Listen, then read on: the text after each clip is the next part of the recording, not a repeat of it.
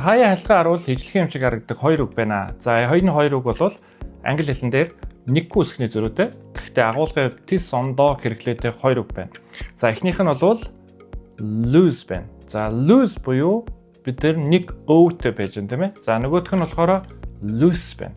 За loose бол хоёр өвтэй байж байна. Энэ хоёр үгийн ялгааг суралцъя. За lose бол бидний мэддгээр алдах, хожигдох гэсэн утгыг илэрхийлдэг үйл үг. Үйл үг учраас бид нар дандаа үйл үгийн байрлал дээр ашиглана. Жишээ нь I have lost my keys. За энэ бол үйл үгээр түлхүүрээ алдчихлаа гэсэн агуулгыг гаргаж байна.